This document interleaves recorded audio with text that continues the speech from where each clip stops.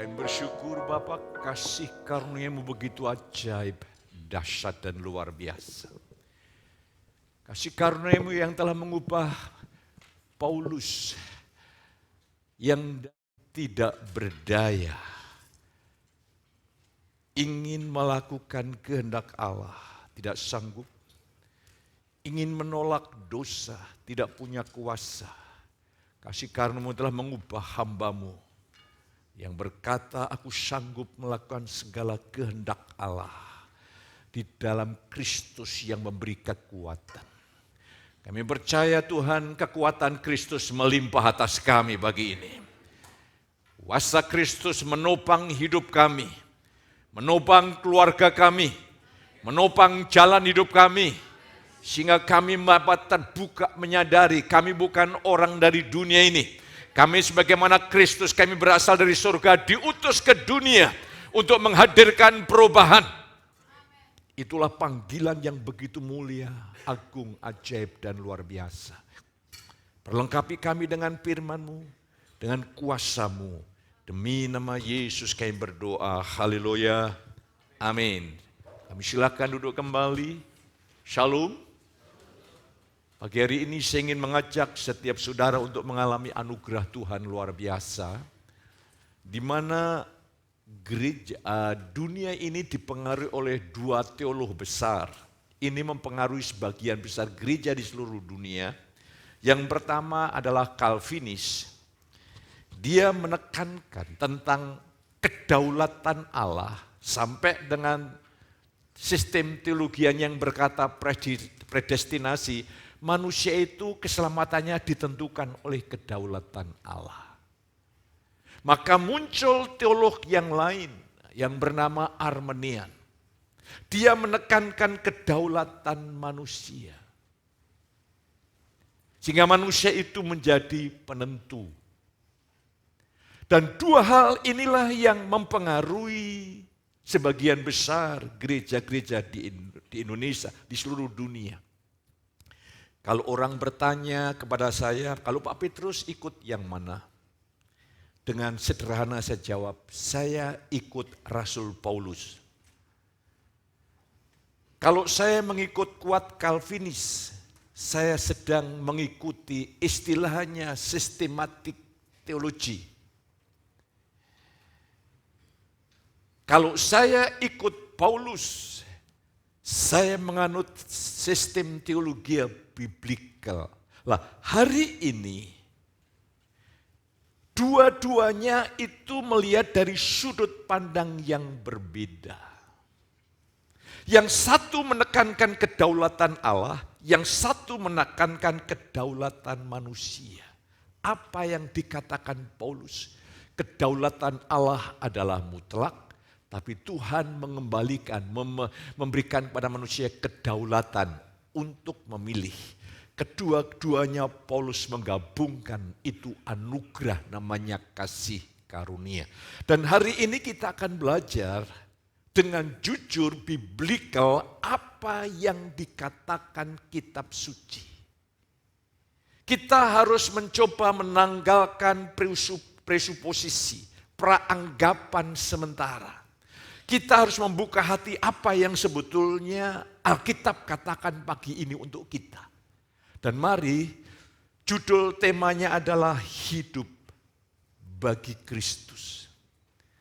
Ini anugerah yang luar biasa yang saya dapatkan dari Tuhan.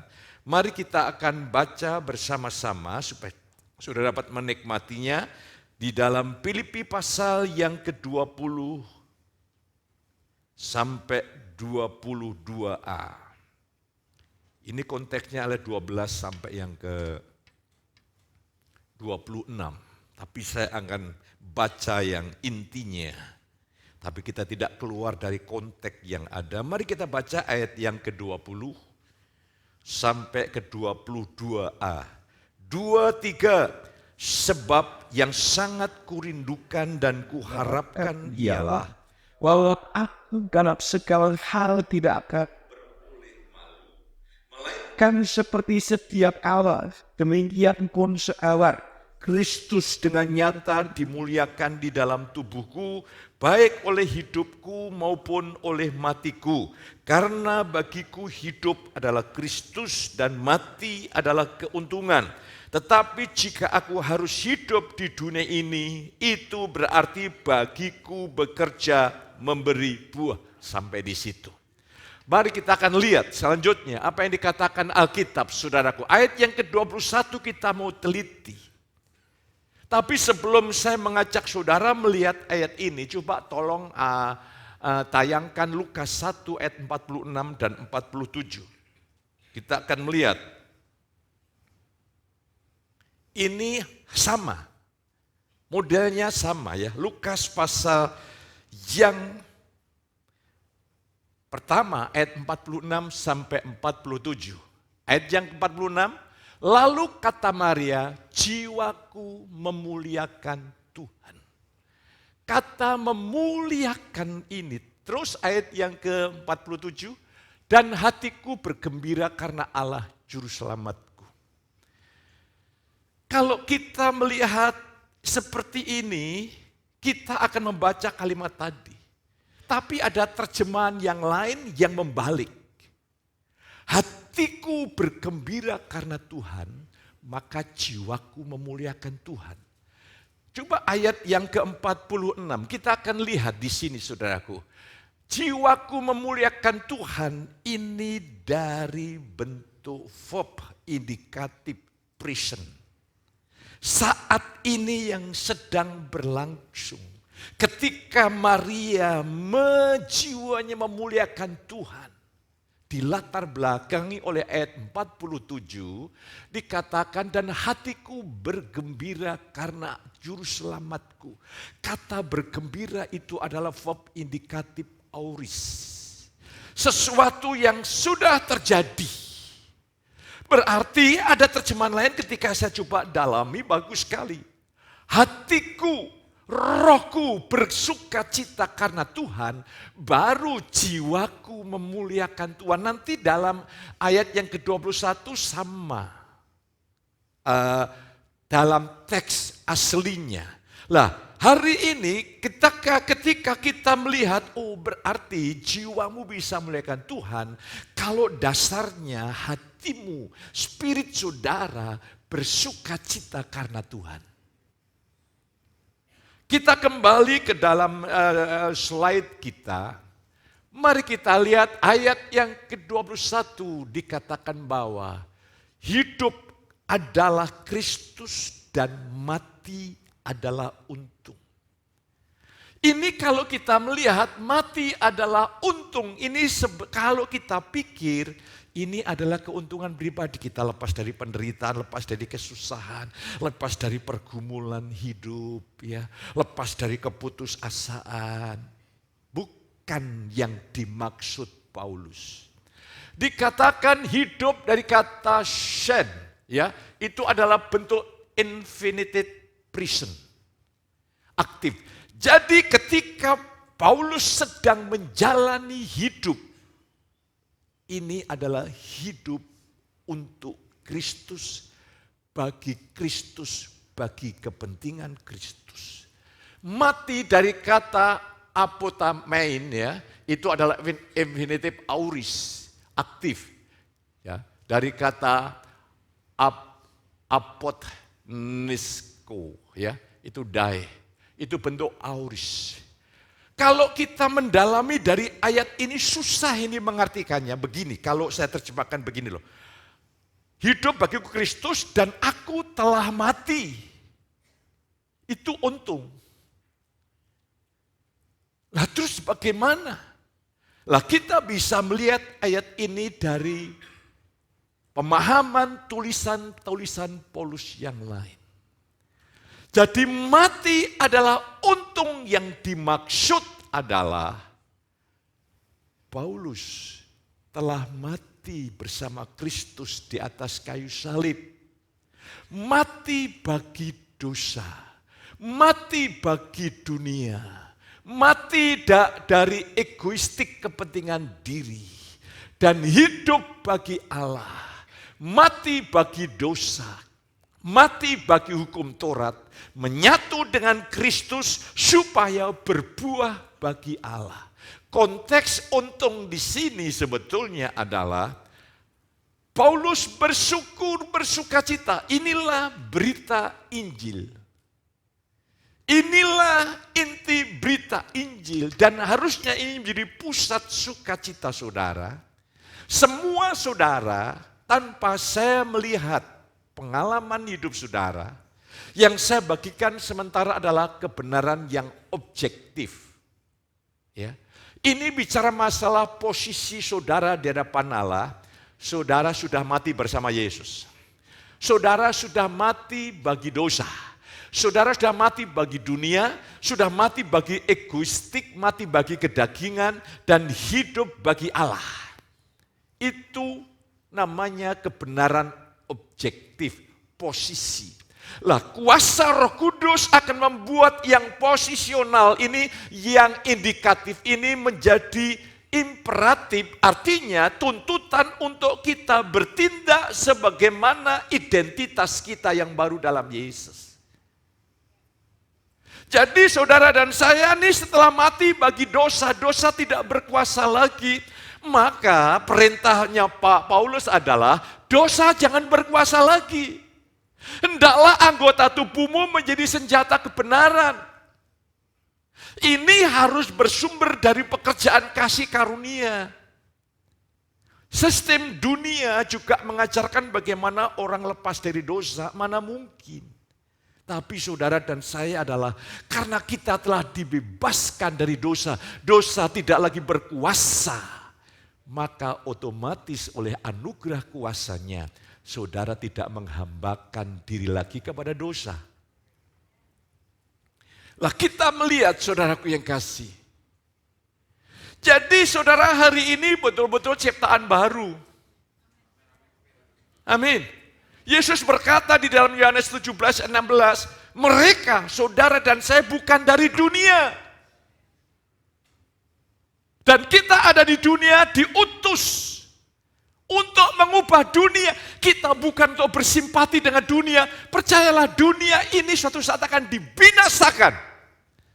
Hanya kerajaan Kristus dan orang yang ada di dalam Kristus yang akan hidup kekal selama-lamanya. Jadi saudara dan saya tidak dipanggil untuk simpati dengan dunia, untuk mengubah dunia.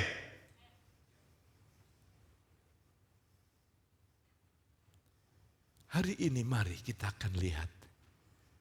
Jadi saudara yang kasih, sudah tidak lagi normal dan wajar kalau engkau hidup dalam dosa.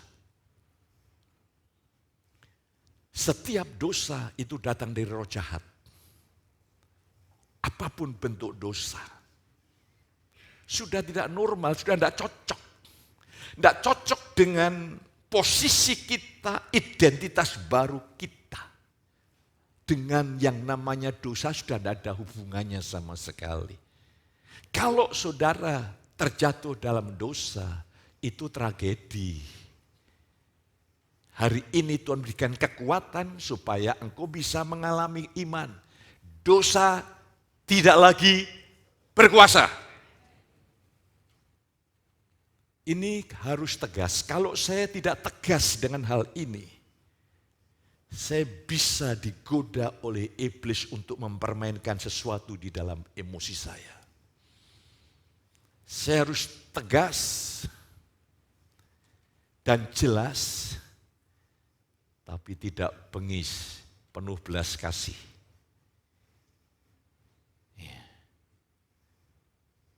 Saya bukan bengis, tapi bisa penuh belas kasih. Maka di hari ulang tahun istri saya mengatakan di kelompok doa, selamat hari ulang tahun istriku yang kucintai. Wah, ini kan kalimat mesra. Tuhan membuat segalanya indah pada waktunya. Langsung Mas Parit ngasih tanda hati.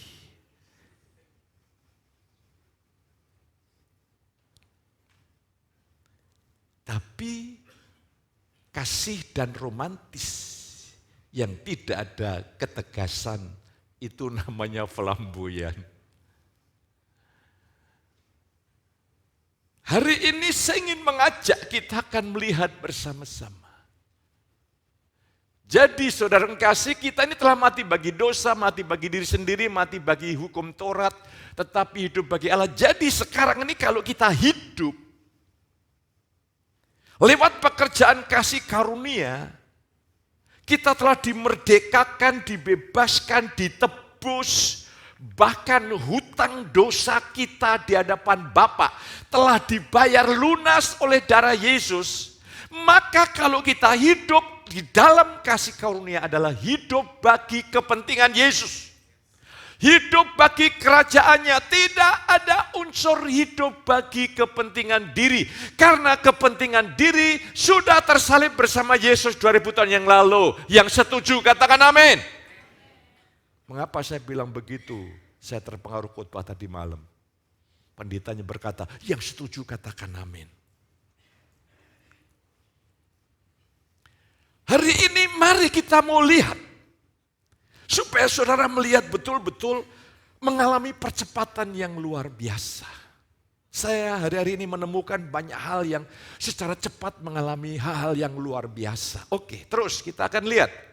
Iya, semua yang dialami Paulus dan setiap orang percaya adalah pekerjaan kasih karunia Allah. Kasih karunia Allah adalah Allah bekerja di kayu salib untuk menebus kita. Dan Roh Kudus bekerja di dalam kita, memampukan kepada kita untuk hidup mentaati Dia. Katakan amin. Sekali lagi, kasih karunia ada dua sisi. Di kematian Yesus kayu salib menghasilkan indikatif, menghasilkan posisional di hadapan Allah. Dan Roh Kudus di dalam kita akan membuat kita bisa mengikuti imperatif perintah-perintah Tuhan. Berisi untuk kita ini hidup di dalam indikatif identitas kita. Contoh,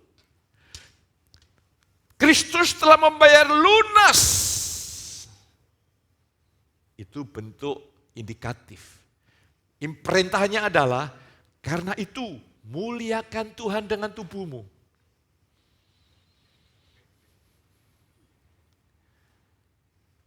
Paulus berkata,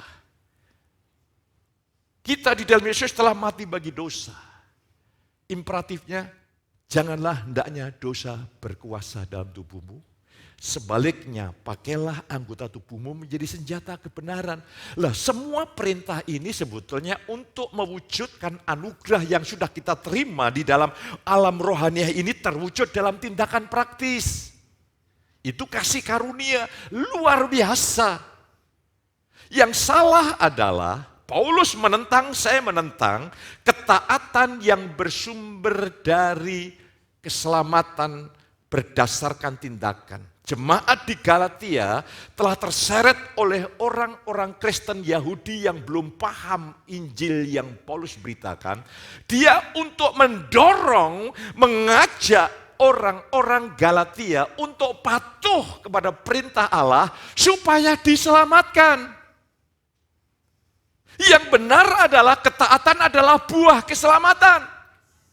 Adalah ucapan syukur. Karena kita sudah diselamatkan, dibebaskan, dosa tidak lagi berkuasa. Maka buah karya anugerah Tuhan itu ketaatan. Itu indah sekali saudara kekasih. Lah saya ingin ajak tuntas hari ini supaya saudara bisa melihat ini. Setiap orang percaya tidak lagi hidup bagi diri sendiri, tetapi bagi Kristus yang telah mati. Ini mari kita lihat 2 Korintus 5 ayat 15. Ini yang harusnya tertanam kuat di dalam intuisi saudara. Ingat, intuisi di dalam roh kita ini adalah organ kita bisa menerima seluruh kehendak Allah. Dari intuisi ini kita mau terapkan dalam hidup.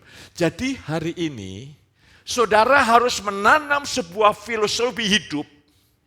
Saudara dan saya sudah seharusnya tidak bisa hidup untuk diri sendiri. Kalau kita hidup untuk Kristus yang telah mati dan bangkit bagi kita. Kalau engkau hidup untuk diri sendiri, itu tragedi hebat. Itu melahirkan konsekuensi yang hebat. Karena keinginan daging adalah MAUT. maut. Dan buah kedagingan salah satunya adalah mementingkan diri sendiri. Ini dosa yang tidak ada hukum moralnya, ini masalahnya saudaraku. Tetapi hukum roh itu menentukan sekali. Ketika saudara hidup dalam daging, engkau tidak akan menikmati pemerintahan Kristus, menikmati kemuliaan Kristus bekerja dengan kepenuhannya di dalam saudara. Dan apa yang terjadi? Engkau maut, tertekan, stres, depresi, khawatir, hidup susah, gelisah, ya. Itu bukan bagian kita. Hari ini saya mengajak saudara untuk melihat ini. Jadi kita hari ini, saudara dan saya mulai hari ini meyakinkan diri. Lah, tekad saya adalah bertindak di atas iman. Saya dan saudara telah mati, yang hidup adalah Kristus. Artinya kita mati bukan untuk diri kita, tapi kita hidup untuk Kristus. Kita hidup bukan untuk diri sendiri, kita hidup untuk Kristus. Terus, setiap ide yang masuk, yang mencoba mempengaruhi saudara hidup untuk kepentingan diri sendiri, itu datang dari musuh. Setiap dosa yang masuk dalam pikiran saudara, apapun bentuknya, itu ide dari musuh. Itu akan mudah, padahal saudara dan saya ini patok dulu. Saudara dan saya sudah mati bagi dosa, hidup bagi Allah. Katakan amin. Patok. Jadi saudara mengerti setiap ide, angan-angan yang datang, yang bertentangan dengan prinsip dasar yang Roh Kudus tanam dalam intuisi kita, kita mudah mengenali. Itu iblis. Itu dosa. Engkau akan leluasa untuk bisa mengatasinya. Saya kasih tahu, mengatasi dosa sebenarnya tidak sulit. Mengapa mengatasi dosa sulit? Karena dosa sudah memperbudak kita. Sehingga butuh anugerah teman yang lain untuk mendoakannya. Tapi kalau dari awal, jadi contohnya begini. Ketika saudara belum berbuat dosa, saudara berpikir begini, saya main-main aja.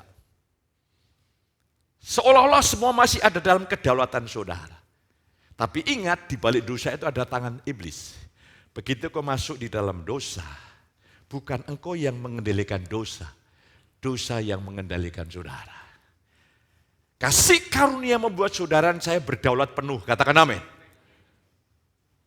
Nanti peperangan yang hebat ada dalam pikiran.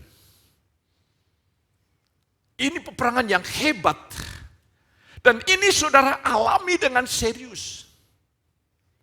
Nanti saya ingin menjelaskan supaya tuntas. Karena saya jadi hamba Tuhan, tujuan saya, saudara makin memahami kasih karunia sesederhana mungkin dan mudah untuk mempraktekkan, mengalami kemenangan demi kemenangan. Katakan amin. Saya sedemikian rupa belajar untuk membuat saudara menjadi praktisi-praktisi orang yang mempraktekkan firman dengan mudah. Mudah dipahami, mudah dipraktekkan. Mari kita akan lihat, terus. Kasih karunia telah mengembalikan manusia hidup berdaulat atas dirinya sendiri bagi Kristus. Kasih karunia menghasilkan hidup yang memiliki tekad yang kuat bagi Kristus. Ini penting. Saya ingin mengajak saudara hari ini. Kasih karunia mengembalikan manusia sebagai gambar Allah. Allah itu adalah Allah yang berpribadi, berdaulat penuh. Allah menciptakan manusia segambar dengan Allah. Manusia itu makhluk berdaulat penuh. Ketika Adam jatuh dalam dosa, kedaulatan kita telah rusak parah. Sehingga kehendak tekad kita udah dikuasai, diperbudak oleh dosa. Kita menjadi korban dan korban dan korban. Padahal sebelum Adam dan Hawa jatuh dalam dosa, mereka adalah makhluk berdaulat. Allah tidak melakukan intervensi ilahi, Allah hanya memberikan begini, Adam, Hawa, kamu tidak boleh makan pohon pengetahuan yang baik dan jahat. Kalau kamu memakannya, kamu pasti mati. Sampai di situ berhenti Allah. supaya tanggung jawab ada dalam pribadi Adam dan Hawa. Allah tidak campur tangan. Karena Allah telah memberikan prinsip manusia itu berdaulat penuh. Itu belum ada dosa loh. Sebetulnya kan mudah ya. Lebih baik mau iblis itu dihantam malaikat selesai tidak menggoda. Yang kedua, ketika Hawa mencoba berdialog dengan setan, Allah kirimkan petir yang membuat menggelegar, yang membuat Hawa pingsan. Allah tidak melakukan itu. Dan akhirnya manusia jatuh. Sejak itu manusia tidak lagi berdaulat. Manusia disebut manusia berdosa, bersifat cirikan dosa, berkecenderungan dosa. Di dalam Yesus lewat salib anugerah Tuhan, sifat berdosa ini, daging dengan segala hawa nafsu dan keinginannya sudah disalibkan di atas kayu salib bersama Yesus. Maka saudara adalah ciptaan baru. Yang lama sudah berlalu. Ini poin. Saudara, Tuhan mau mengembalikan lagi kepada kedaulatan. Saudara harus bertanggung jawab dengan hidup pilihan saudara. Ya. Saya ingin menjelaskan supaya bisa mengerti. Mari kita akan lihat. Buah roh di dalam Galatia 5 ayat yang 19 sampai 21 itu buah kedagingan, hidup yang bergantung tekadnya sendiri, usaha sendiri, bergantung diri yang adalah daging, itu ada. Salah satunya mementingkan diri sendiri, perselisihan dan lain sebagainya. Oke, tetapi buah roh ini adalah buah pekerjaan kasih karunia. Dan buah roh adalah yang paling aspek terakhir adalah mengendalikan diri, menguasai diri. Itu buah roh, buah pekerjaan kasih karunia. Tidak bisa saudara mencoba mengendalikan diri dengan kekuatan usaha diri sendiri. Semua sistem agama termasuk agama timur. Ya. Dulu saya membuat skripsi bidang kebatinan, salah satu aliran kebatinan, karena di Indonesia ada 600 lebih aliran kebatinan. Semua mengajarkan penguasaan diri. Tetapi penguasaan diri yang bersumber dari kasih karunia, itu baru yang betul. Hari ini kita akan lihat, Paulus, hasil dari kasih karunia yang Paulus ajarkan, telah mengubah hidup Paulus. Jadi kasih karunia itu ada hasil yang real. Paulus mengajarkan Injil kasih karunia, apa yang diajarkan, pewahyuan yang diajarkan telah mengubah hidup Paulus menjadi luar biasa. Dan mari saya ingin mengajak saudara, inilah hidup Paulus. Dia orang yang menguasai diri. Kita lihat saudaraku, Paulus mengendalikan tubuhnya, nanti kita lihat ayat-ayatnya. Paulus menguasai pikirannya, dia menguasai rohnya. Coba kita lihat ayat-ayatnya. Ya, Paulus sedang menguasai diri. Ayat yang 1 Korintus 9 ayat 27, Paulus menguasai tubuhnya. Dikatakan sini, tetapi aku melatih tubuhku dan menguasainya seluruhnya. Supaya sudah memberitakan Injil kepada orang lain, jangan aku sendiri didiskualifikasi orang yang tidak mendapatkan mahkota di dalam kekekalan. Artinya pekerjaannya menjadi sia-sia. Diselamatkan sih, diselamatkan, tapi seperti dari dalam api. Itu Paulus tidak menginginkannya. Paulus melatih, menguasai tubuh. Saya mau tanya, siapa yang menguasai tubuhmu? Dosa atau diri kita? Kalau sementara engkau mendengarkan khotbah dan dosa mengendalikan hidupmu, engkau minta ampun, hari ini dosa tidak lagi mengendalikan hidup saudara. Saya harus melatih tubuh saya. Tubuh ini suka malas. Tubuh ini suka makan uncontrol. Tidak terkontrol. tubuh ini semuanya sendiri. Harus kita latih, kita didik, kita disiplin. Sampai Paulus katakan yang kurindukan adalah Yesus dimuliakan di dalam tubuh. Saudara harus punya cara berpikir yang ilahi. Setiap aku mengenakan pakaian, itu untuk kemuliaan Tuhan. Setiap aku memakai segala sesuatu, itu untuk kemuliaan Tuhan. Tuhan ingin aku muliakan lewat anggota tubuhku. Luar biasa. Luar biasa. Terus ya, saya selanjutnya. Kami menawan segala pikiran dan menaklukkannya kepada Kristus. Ini orang rohani yang sejati adalah ditandai dengan bisa menguasai pikiran. Saudara tahu enggak apa itu angan-angan? Angan-angan itu adalah pikiran kita menggenggam sesuatu. Ya, contoh kemarin di doa pagi. Ketika sedang booming-boomingnya mobil listrik. Kebetulan saya pas ada kebutuhan apa itu ke mall. Saya melihat mobil listrik dari China. Wah, modelnya sekarang sudah sporty, bagus. Saya pikir, wah itu irit, pajaknya murah, pokoknya benefitnya lebih banyak. Saya pengen. Saya cek dulu di mobil tuh, Mah, aku pengen tuh mobil. Tanpa banyak alasan istri saya bilang, tidak. Tidaknya sekali, bukan 3 kali. Tidak. Itu menjadi pemikiran saya. Akhirnya saya coba cari apa benefitnya. Kan bisa mobil saya jual satu, saya gantikan, enggak banyak uang yang keluar. Ternyata ini belum teruji gini. Pikiran saya tetap jalan. Saya melihat untung rugi dan lain sebagainya. Tapi ketika saya ambil keputusan tidak boleh mobil listrik menggenggam pikiran saya.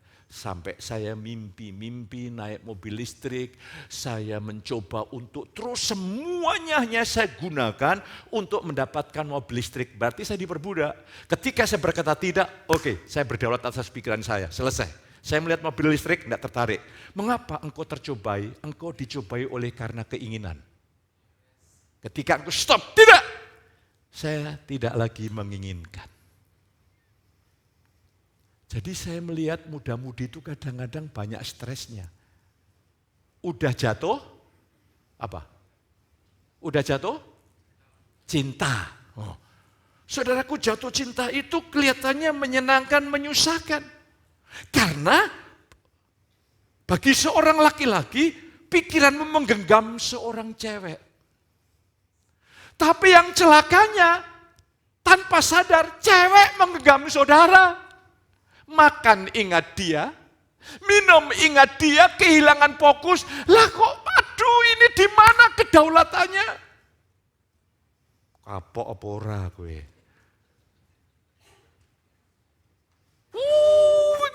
Ini berarti ada sesuatu yang tidak beres ini. Sampai kadang-kadang stres, putus asa. Lah ngapain? Saudara kekasih. Ya, saya mengatakan gini di usia saya sekarang. Dulu juga saya gulung komeng. Tapi kan belum diajar. Saudara kan saya ajar. Jadi saudaraku sekarang ini apa yang menggenggam pikiranmu itu apa? Kalau sesuatu menggenggam pikiran saudara itu datang dari musuh. Saya harus genggam pikiran saya, apa yang saya pikirkan harus terjadi. Itu baru enak hidup ini.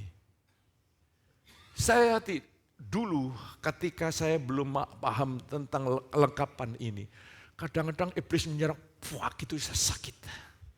Tidak ada masalah tapi kayak sakit begitu. Seolah-olah iblis leluasa menggocok emosi saya. Sekarang tidak lagi. Saya hanya berkata, iblis, engkau bisa masuk kalau aku izinkan. Maka cenderung stabil. Kemarin saya tidur di satu tempat, kok saya rasanya semalam itu kok tidurnya kok panjang, tidak beres. Biasanya saya menikmati istirahat. Oke, saya jam 1 saya bangun, saya bersyukur Tuhan tidak izinkan. Saya harus ada dalam damai sejahtera, hilang semuanya. Jadi semua coba Bapak Ibu, mengapa saudara tidak bisa tidur? Karena engkau tidak bisa mengendalikan pikiran. Mengapa kita tidak bisa mengendalikan semua pemikiran, ide-ide yang tidak kau hendaki, yang coba masuk dalam pikiran dan memaksa masuk, itu jelas pikiran dari musuh. Ya. Saya boleh tidak suka sama orang karena orang ini tidak seakurat yang Tuhan mau. Tapi saya tidak boleh hidup dalam ketidaksukaan dengan dia. Berarti saya dikendalikan oleh roh negatif. Oke, saya tidak suka, oke. Saya mulai doa, saya di hadapan Tuhan, saya berkati, oke. Saya memberkati, selesai. Saya hapus pikiran saya, sehingga saya melihat dengan belas kasih. Ingat, yang bertanggung jawab semua kendali pikiran, bukan Tuhan. Tuhan tidak pernah mengendalikan pikiran saudara. Saudara harus tahu sistem kerjanya iblis dan Allah. Kalau iblis, saya dulu di dunia kebatinan, saya punya dukun yang mengundang roh-roh. Syarat iblis masuk, kalau saudara pasif. Orang Kristen bisa kerasukan setan, buktinya dalam tahap tertentu saudara dikendalikan iblis. Dikendalikan dosa. Bahkan orang Kristen yang hidup mementingkan diri sendiri, udah dengar khotbah masih mementingkan diri sendiri, pertanyaannya siapa yang sedang mengendalikan? Harus bisa menjawab. Harus bisa menjawab, saudaraku. Ternyata dalam kasus-kasus tertentu saudara dikendalikan. Sehingga ketika iblis meremot pikiran saudara malam, engkau tidak bisa tidur semalam, itu tidak normal. Malam nanti engkau bisa tidur nyenyak. Tapi besok harus bangun. Kalau besok saudara tidak bangun, nanti tim kematian yang akan datang. Mesti ada komplit itu kalau berdoa saudara kasih. Saya kalau Tuhan saya mau tidur nyenyak, besok pagi doa pagi bisa bangun. Jelas, bukan tidur nyenyak terus berhenti. Lah kalau Tuhan saklek, saya bisa tidur nyenyak tapi tidak bisa bangun. Siapa yang susah? Istriku. Sebab mencari suami seperti saya itu tidak ada di dunia.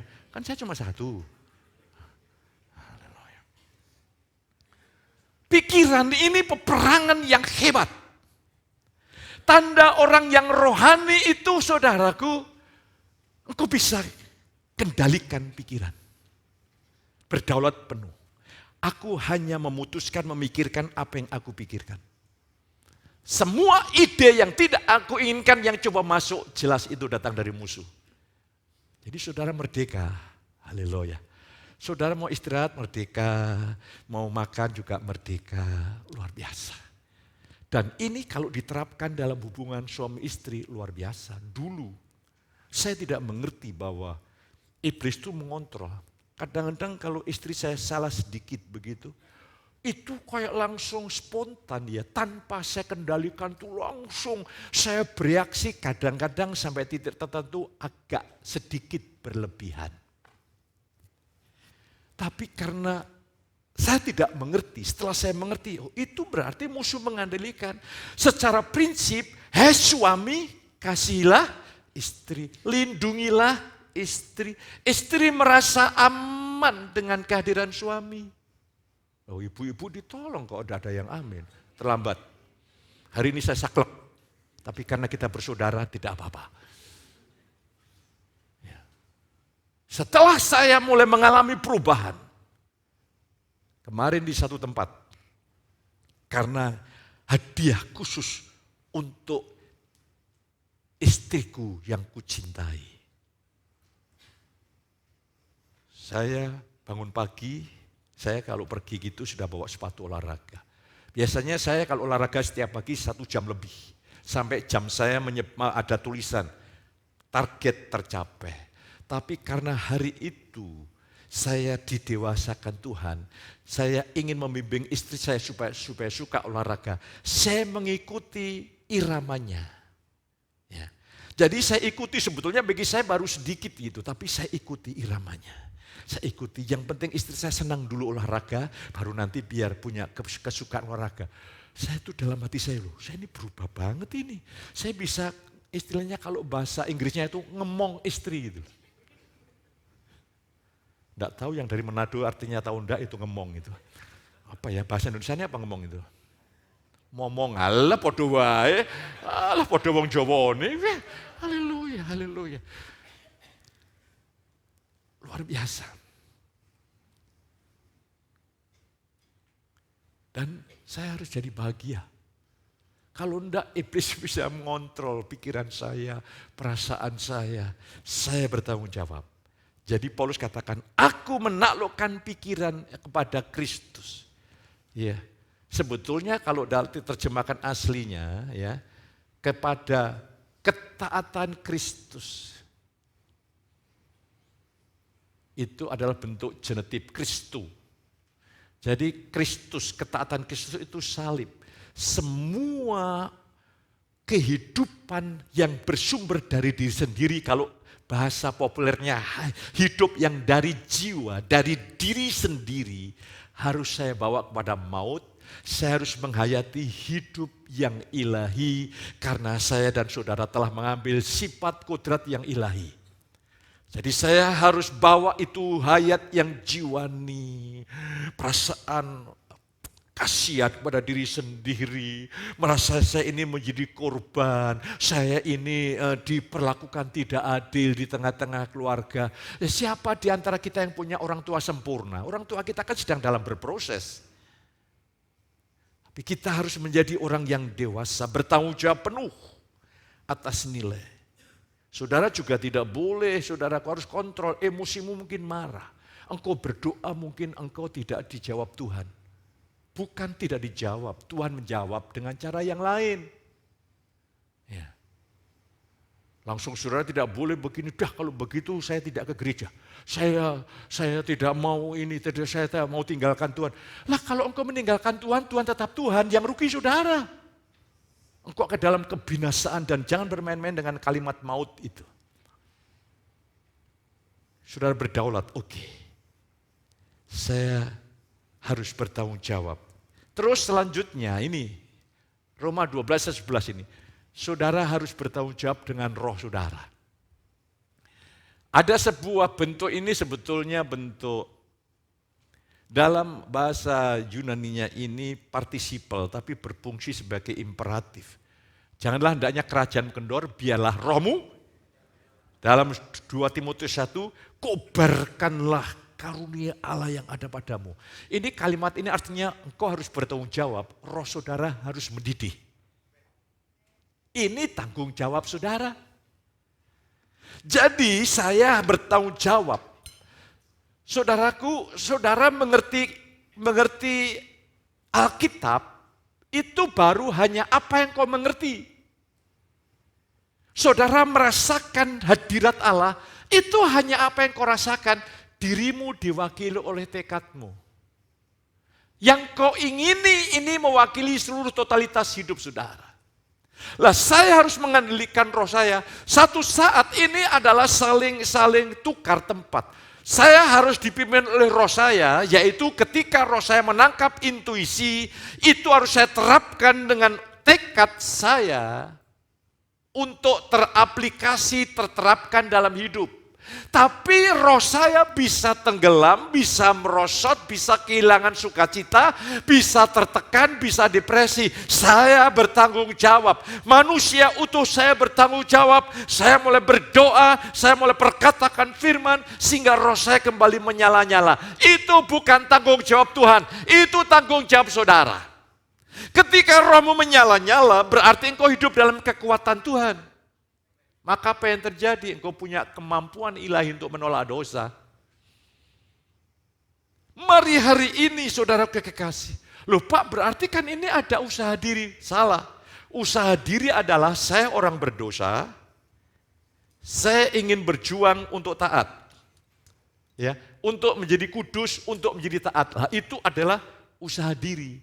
Tapi tindakan iman adalah saya sudah dikuduskan, dosa tidak lagi berkuasa, saya ciptaan baru, saya dinyatakan benar, maka otomatis saya bertindak di atas anugerah yang Tuhan berikan. Ini beda ceritanya. Tapi tanggung jawab tetap di tangan saudara. Rohmu harus bertanggung jawab. Kondisikan roh saudara di dalam Efesus 2 ayat yang ke-6 telah dibangkitkan duduk di sebelah kanan Allah Bapa. Pastikan manusia batinia saudara menikmati suasana surga. Ketika rasanya rumit, tertekan, depresi, jangan izinkan. Kalau sampai engkau merasa tertekan, depresi, berdoa saja tidak bisa. Dan saudara biarkan saja, percayalah minggu depan kau tidak punya minat dengan baca Alkitab, dengan doa. Kau tidak lagi punya minat dengan hal-hal rohani karena diblokir oleh roh jahat. Dan roh jahat karena punya tempat berpijak, jangan berikan kesempatan kepada iblis di dalam kitab Efesus, itu jangan berikan tempat berpijak, dia bisa kontrol semaunya. Sekarang saya harus kontrol di dalam kuasa roh. Di iblis kau tidak boleh mengontrol hidup saya. Di dalam kuasa roh, saya bertanggung jawab untuk mengontrol hidup saya. Itu artinya rohani. Lah hari ini saya ingin mengajak, kondisikan roh saudara bebas, merdeka, bersukacita, ya, ada suasana surga. Wah, itu terus menerus, itu saudara mengizinkan ada dinamika ilahi. Kehidupan ilahi yang mengalir, yang menopang, yang menggerakkan saudara, yang memampukan saudara. Ingat, Allah lah yang bekerja di dalam kamu. Itu bukan saudara pasif. Ingat, kalau Allah prinsipnya, dia mau kita ini aktif. Allah memerintahkan saudara untuk taat. Tapi Allah tidak bisa mengubah engkau menjadi taat kalau engkau tidak mau taat. Harusnya saudara menginginkan untuk taat. Lah, ketika saudara bukan robot, saudara adalah kawan sekerja Allah, Allah masuk karena Allah tidak mau melanggar kedaulatan kita. Allah sangat sopan, beda dengan iblis. Ya.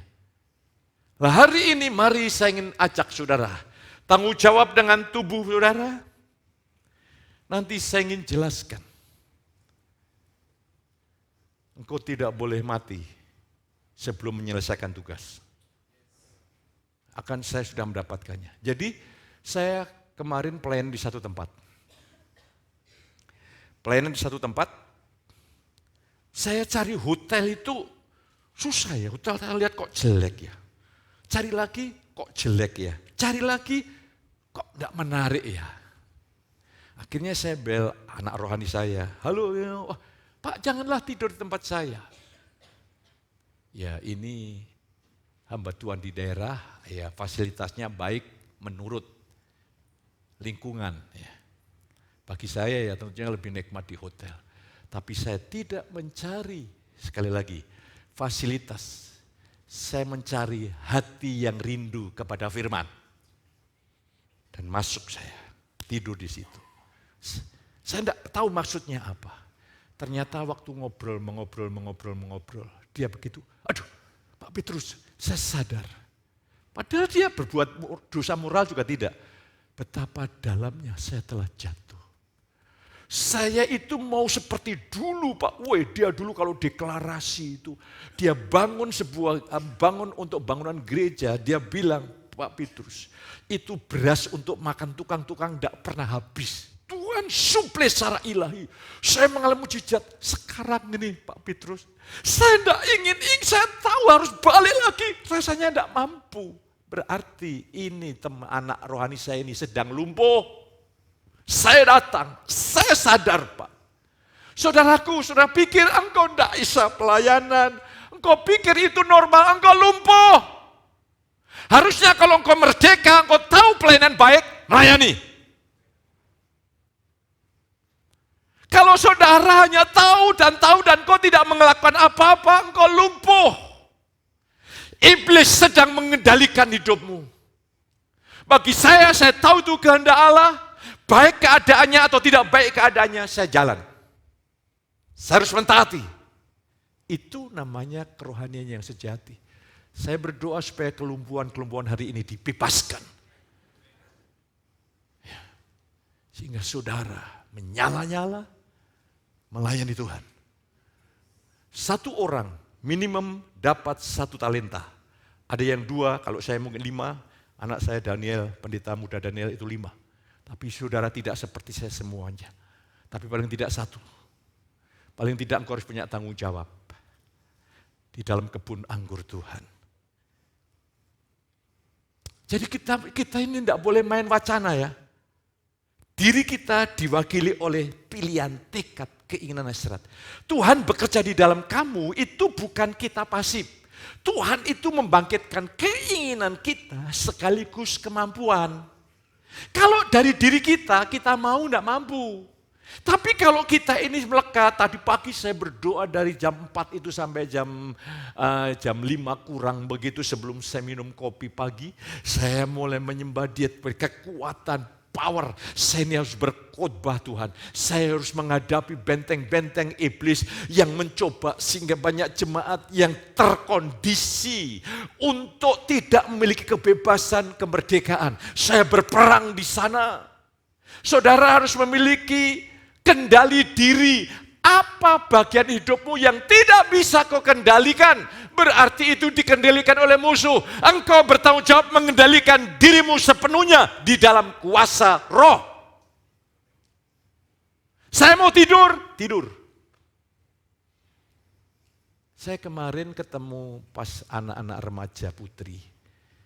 Sedang apa ya? Ini grup apa ini? Jawabnya pintar lagi mereka. Kami calon WBI. Wow. Saya bilang, calon WBI? Pintar kau. Tapi tunggu waktunya, saya bilang. Terus ada Mbak Evi, ada begini. Yuk kita coba. Seminggu ini tidak pegang HP. Logika Mbak Evi jalan. Saya kalau di kantor tidak pegang HP Pak. Loh, mengapa? Karena kerja. Saya bilang bahasa Inggris, oke tunggale. Coba kita lihat. Kumpul anak-anak remaja. Harusnya kan asik ngobrol dulu zaman saya main Black Sodor. Saya enggak tahu saudara. Mainnya cuma tembak-tembakan sama musuh di game. Lagi mereka itu kumpul kok enggak asik ya rame-rame. Oh ternyata kita digenggam oleh teknologi. Bukan teknologi kita genggam untuk memajukan pekerjaan Allah lewat multimedia. Banyak hal yang mana kita ini tidak merdeka, saudaraku. Haleluya. Ada lagi yang ibadah, malah main WhatsApp. Haleluya. Kok yang punya HP canggih, yang ada pennya, sementara saudara dengar khotbah, malah ngelukis pendetanya. Tapi di sini untung tidak ada pelukis. Kalau ada pelukis gitu saudaraku, habis khotbah langsung WA saya mau ting tong. Ternyata gambar saya waktu khotbah dilukis. Nah, saudara kehilangan momentum untuk mendengarkan firman Tuhan. Mari hari ini kita lihat terus. Ini agak panjang ini. Ada orang Kristen yang bertekad kuat untuk melawan Tuhan. Ada. Ada yang bertekad kuat untuk melawan Tuhan. Ada. Dan Tuhan tidak mau istilahnya itu memaksa. Seringkali kalau kita menggunakan tekad kita untuk melawan kehendak Tuhan, Tuhan mendesain, mengatur situasi keadaan supaya kita boleh kembali kepada Dia dengan caranya yang kita tidak bisa mengerti.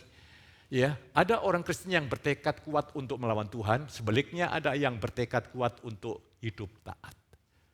Inilah pekerjaan kasih karunia yang mengembalikan manusia berdaulat penuh atas dirinya sendiri. Kasih karunia berarti Allah bekerja di dalam tekad kita, memberi kemauan yang kuat untuk mentaati Tuhan dan sekaligus memberi kemampuan. Kita lihat next, kita lihat. Karena Allah lah yang mengerjakan di dalam kamu, baik kemauan maupun pekerjaan menurut kehendaknya. Coba saya ingin lihat supaya jangan salah paham, Galatia 2 ayat yang ke-20. Saya ingin saudara punya pemahaman yang tepat. Kalau tidak, kita tergoda untuk tarik lebih dalam, lebih jauh, melebihi kapasitas yang seharusnya kita menjadi orang yang pasif. Oke. Namun aku hidup, ya. Ayat yang ke-19b dulu. Iya. 19b. Ya, dikatakan aku telah diselipkan dengan Kristus. Yes, 20. Namun aku hidup, tetapi bukan lagi aku sendiri yang hidup, melainkan Kristus yang hidup di dalam aku. Yes. Yang hidup bukan aku melainkan Kristus. Tapi kita lihat tidak boleh berhenti sampai titik ini. Selanjutnya, dan hidupku yang ku hidupi. Hidupku atau hidupnya Kristus ini? Hidupku. Ini Kak konflik yang bukan aku tapi Kristus ini hidupku yang ku hidup dalam tubuh. Apa maknanya? Jadi personality, kepribadian saudara dan saya itu tetap sama. Agung pada waktu belum bertobat sama bertobat sama. Ya. Bobot, potongan rambut sama. Yang beda Agung yang baru, memiliki hati yang baru, hati yang taat, roh yang baru, roh Allah tinggal yang memampukan dia untuk taat. Tapi personalitinya tetap agung. Nanti kalau ke surga tetap agung. Yang bertanggung jawab tetap agung. Lah di sini apa maknanya? Sekarang aku telah disalibkan dengan Kristus, itu maknanya aku telah mati bagi dosa dan hidup bagi Allah. Sekarang hidup yang kuhidup dalam daging ini adalah hidup beriman, bergantung kepada anugerah kasih karunia Allah yang bekerja membuat aku mau, aku bertekad, sekaligus memampukan aku untuk hidup bagi Kristus. Itu maknanya. Sehingga apa yang kita lihat, kasih karunia, semua akhirnya kalau saya bisa berhasil, saya berkata ini semua adalah kasih karunia. Oke, kembali ke LED, kembali lagi slide. Iya. Dan sekaligus, oke, terus ayatnya selanjutnya, oke, next. Ini, Paulus menyatakan bahwa hidupnya dan kehidupan setiap orang Kristen, ya, kok ini saya Kristus, adalah hidup bagi Kristus. Ia mempunyai keinginan yang kuat untuk memuliakan Kristus dalam tubuhnya, baik saat hidup atau mati. Ini loh, Paulus punya tekad. Aku punya kerinduan supaya aku tidak malu, aku tidak gagal. Dan Kristus dimuliakan dalam tubuhku oleh matiku atau oleh hidupku. Aduh, kasih karunia itu menghasilkan orang yang maju mundur. Kasih karunia buat orang maju dan tidak ada kalimat mundur sudah diselesaikan atas kayu salib. Kita lihat terus. Yes. Filipi 1:20. Sebab yang sangat kurindukan dan kuharapkan ialah bahwa aku dalam segala hal tidak akan beroleh malu. Aku tidak gagal, melainkan seperti sedia kala demikian sekarang Kristus dengan nyata dimuliakan di dalam tubuhku, baik oleh hidupku maupun oleh matiku. Yes, terus. Mati adalah keuntungan bukan berarti untuk kepentingan diri. Kepentingan diri Paulus sudah berakhir atas kayu salib. Kematian Paulus adalah untuk memuliakan Kristus. Kematiannya yang ia alami adalah untuk kemajuan Injil. Next kita lihat ayatnya. Filipi 1:12, aku menghendaki saudara-saudara supaya kamu tahu bahwa apa yang terjadi atasku ini justru telah menyebabkan kemajuan Injil. Jadi Paulus, kalau saudara melihat sebelum ayat 12 di dalam ayat Alkitab saudara, kesaksian Paulus dari dalam penjara. Jadi ini ditulis dari dalam penjara Roma yang pertama kali. Jadi Paulus berkata, aku ini di penjara justru bukan keuntungan pribadi. Udah selesai, tapi untuk kemajuan Injil. Supaya nyata kesaksian kepada kaisar dan seluruh tokoh-tokoh Romawi dan dunia bahwa aku mati bukan karena melakukan kejahatan. Aku mati karena Kristus. Katakan amin. Orang akan melihat siapa orang ini. Siapa Yesus sehingga ada orang yang siap mati untuk Yesus. Oh, hidup yang seperti itu menjadi berkat yang luar biasa. Saya teringat kisah seorang yang bernama Polikarpus. Ini murid langsung dari Rasul Yohanes. Karena imannya dia diperhadapkan di pengadilan. Dan di depan hakim berkata, di luar pengadilan api sudah menyala. Hakim berkata, apakah kamu mau meninggalkan imanmu? Kalau kamu mau meninggalkan imanmu, aku lepaskan dari api. Tapi kalau engkau tetap percaya imanmu, aku akan bakar engkau di api. Polikarpus menatap, Tuan Hakim yang aku hormati. Tuanku Hakim hanya bisa membakar aku di api sementara. Tapi Tuhan akan membakar tuanku di api yang kekal. Marahlah itu Hakim. Polikarpus dipaksa untuk dimasukkan di api. Di tengah-tengah kobaran api itu Polikarpus memuji Tuhan. Apa dampaknya?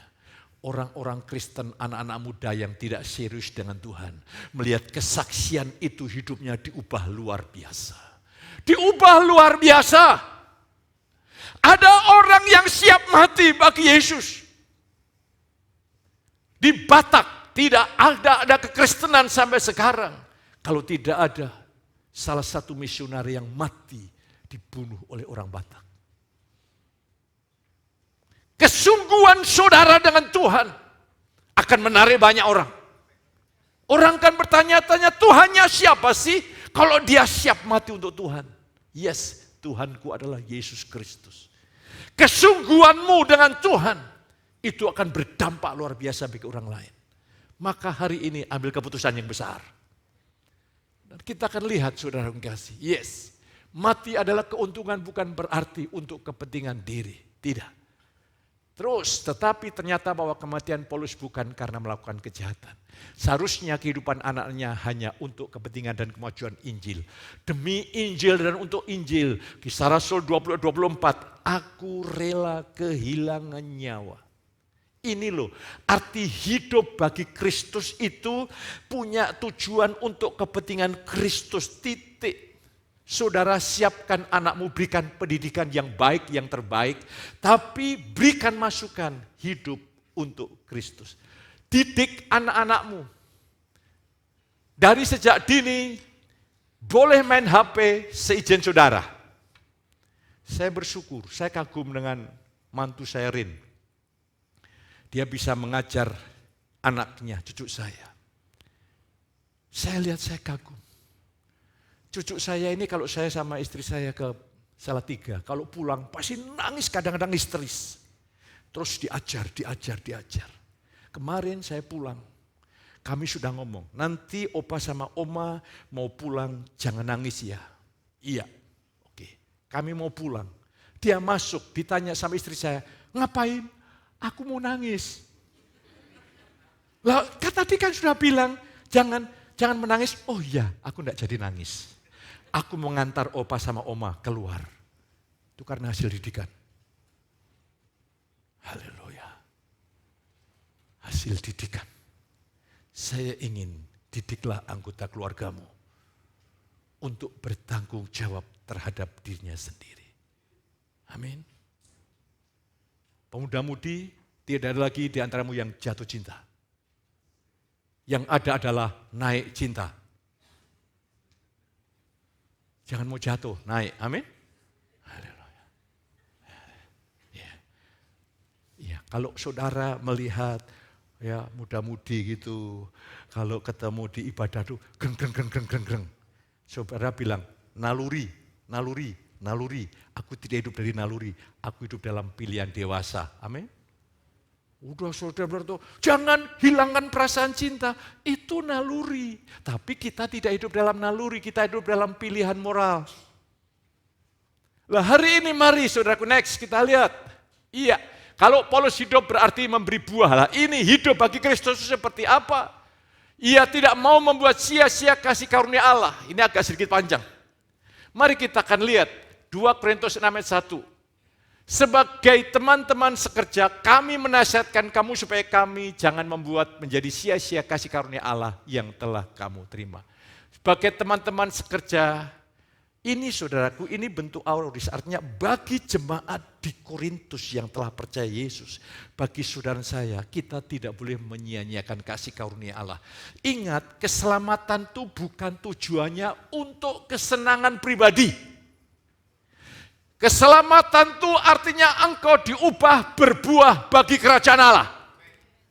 Apa yang sudah engkau lakukan untuk kerajaan Allah, itu makna iman saudara. Iman yang sejati. Jadi bukan yang penting saya bahagia, saya puas. No. Engkau mulai berbuah bagi kerajaan Allah. Ya.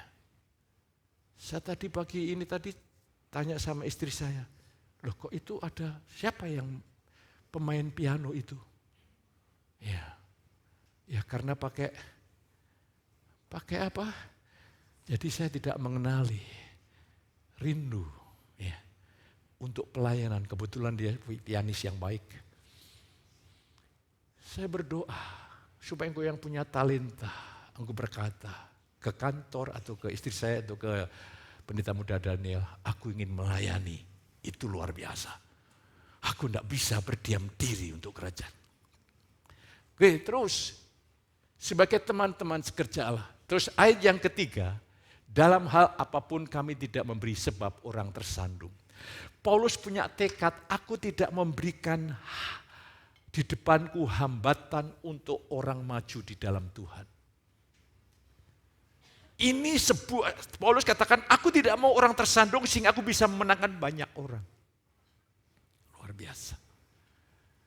Luar biasa. Dan itu ada dalam keputusan tekad. Sekarang saya memberi teladan inspirasi kepada tim pendoa syafaat. Kalau saya tidak sakit dan membutuhkan istirahat khusus, saya harus paksa tubuhku datang doa pagi. Karena apa? Saya juga bisa, saya kan wakilkan juga bisa.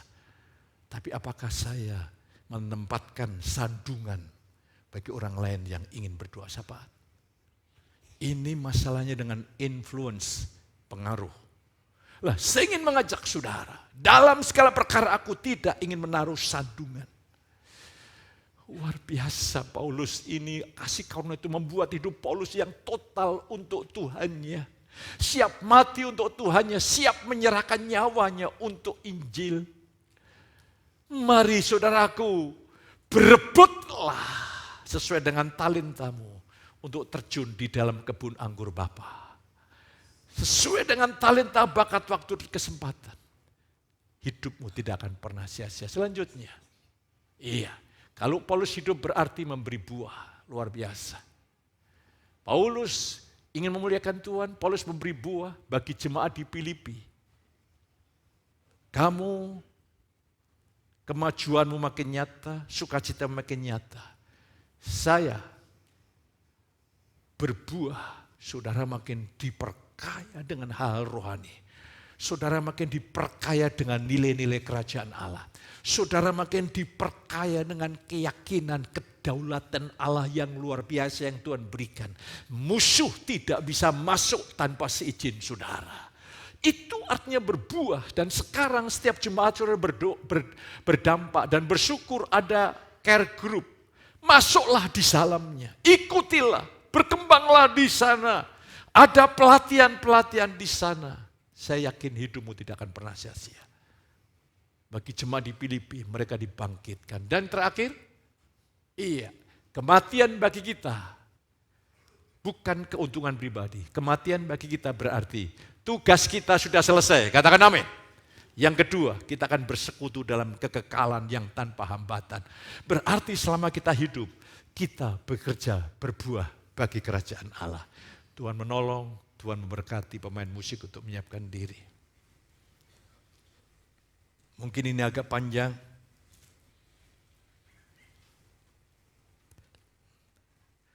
Saudara ulangi lagi, jangan sekali. Saudara sudah diberkati untuk siap menjadi berkat bagi banyak orang. Orang-orang yang terhubung dengan saudara, yang berjumpa dengan saudara, Tuhan akan memberkati lewat hidup saudara. Sehingga hidupmu menjadi alat kesaksian yang hidup, ajaib dan luar biasa. Angkat tangan saudara, pulanglah pagi ini dengan penuh berkat Bapa yang berkelimpahan. Mengalami kasih sayang Tuhan Yesus lewat persekutuan Roh yang Kudus. Melimpahi saudara ini pagi sampai selama-lamanya. Yang diberkati katakan sama saya.